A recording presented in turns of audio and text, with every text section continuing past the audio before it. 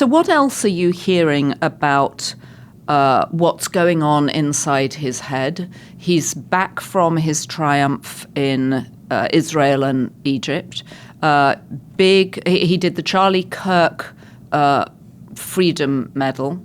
And then we've had the ballroom. Well, I mean, what's going on? I mean, the big news inside of the White House is what's going on at the Supreme Court. That the Supreme Court appears ready to gut what remains of the Voting Rights Act, which will mean a reconfiguration of enough districts, congressional districts, primarily in the South, to, if not guarantee a midterm victory, go a long way to that end. I mean, this is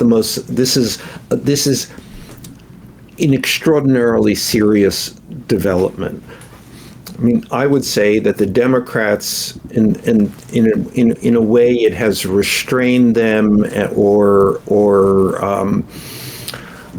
given them a kind of false measure of, or given them a measure of hope that they would, in all likelihood, retake the House of Representatives in 2026. I mean, the Democrats who find themselves in a helpless position for many reasons, have basically fallen back on that, relied on that the pure numbers would say that they would win the House in the midterms, because the party out of power always does substantially better than the party in power, and we're talking about a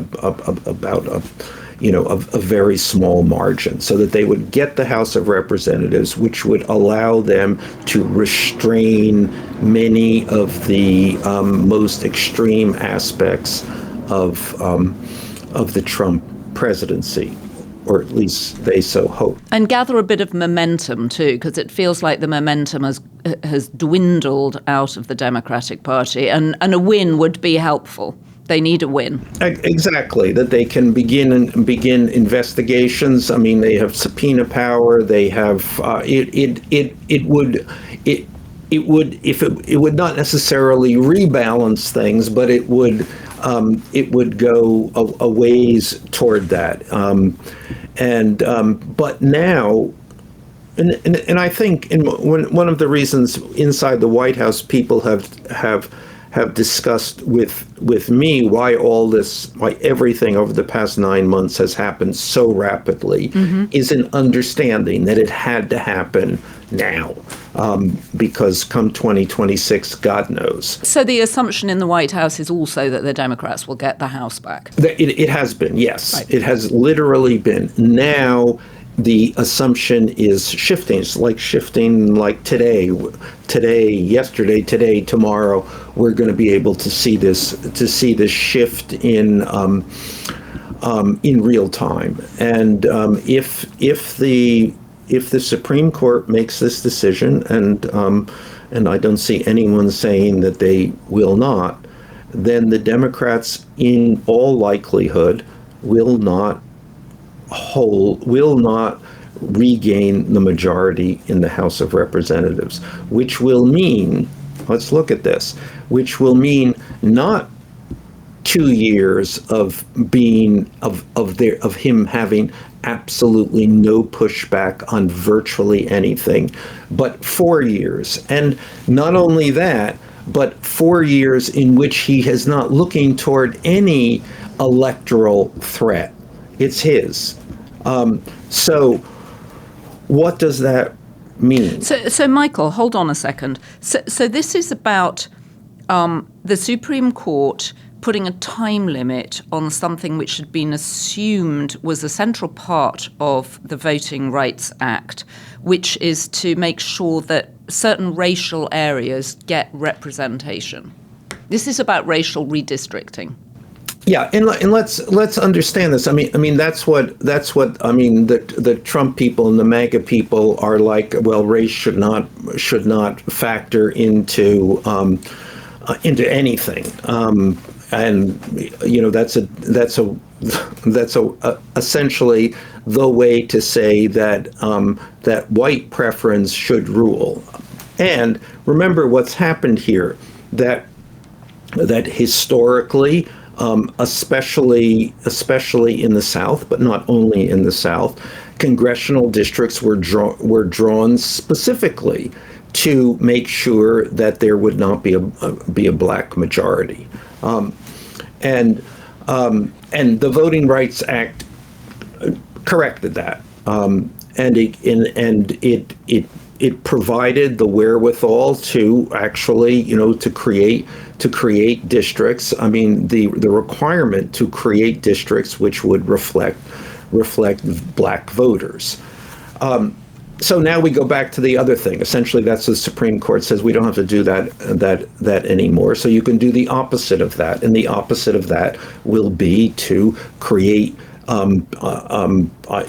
Remember, black voters are Democratic voters. So it is. You can step back here and say this is not about black white. This is about Democrats and Republicans. But the South is overwhelmingly Republican, so that they will then create those white districts, white majority districts, which will vote Republican. Now you can go and the MAGA people will say, yes, the South is overwhelmingly Republican, so we should have overwhelmingly, which they already do, Republican congressional districts. But that, of course, effectively disenfranchises black voters. And it's uncannily the echoes of what you said Roger Ailes used to say repeatedly about Donald Trump, which was that he longed to go back to the 60s before the Voting Rights Act. Well, actually in a very pointed way. I mean, what Roger Ailes said to me, and just as a background here, I may appear to be a liberal, and I suppose I am a liberal, but I've had long relationships with a variety of right-wing figures, including Roger Ailes, who I was friends with for a long time. And we should remind people started Fox News. Yes. Roger Ailes is a pillar of what is happening now in American politics. But Roger said to me once, and we were talking about this, and this was in the throes of the Trump election. So this was in 2016. So he said the people they live in 2016. He said the people I speak to, the people who Fox News is for, they live. He said in 1965, and then he added before the Voting Rights Act. So that observation of his appears to be possibly coming to pass. And reading around this, I saw it might impact as many as 12 Democratic congressional seats, which is, would be devastating to the Democrats in the midterms and going forward. And set this in the broader scheme of things, that the broader scheme of things is not only that the Trump administration has systematically done away with DEI preferences, but they have substituted effectively a white preference mandate. And recently, I think it was just yesterday they announced the dismantling. The substantive dismantling of a particular immigration program in favor of European and South African white immigrants. So what is the Democrats' response to this? How do they? Because this does seem, first of all, it's a Supreme Court decision, which is hard to undo. And secondly, how do people make this issue immediate for voters? And thirdly, you said the black vote is Democratic. At the last election, certainly there was a movement among black men for Trump. Yeah, I mean the Democrats. I mean that was let's be clear. Even with that movement, the black vote is overwhelmingly Democrat and remains overwhelmingly a Democratic vote. But having said this, I don't know. I mean, you look at voting is you look at a map, and if you suddenly have the map itself turn against you, good luck. Right, very hard to know because it's a relatively complicated issue how you get people worked up about it. Well, let's see if we can get people worked up about it. I have said all along, and I think I just said it the other day, that the whole idea of a third term for Donald Trump is specious. We were talking about Bannon. I think you called it I think you said there's Bannon baloney and then there's a special level of Bannon baloney. No, I said there's baloney and then there's Bannon baloney. Okay, all right, that's what you said. Correct.